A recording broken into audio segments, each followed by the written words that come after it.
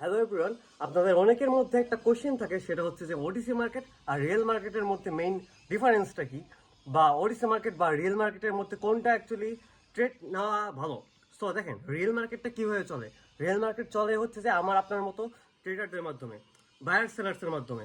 আমি আপনার যখন কিনা মার্কেটে যখন কিনা বাই করি তখন হচ্ছে মার্কেটটা আপে যায়, আবার আমি আপনি যখন কিনা মার্কেটে সেল করি তখন হচ্ছে মার্কেটটা ডাউনে যায়। এইভাবে হচ্ছে যে অ্যাকচুয়ালি রিয়েল মার্কেটটা চলে।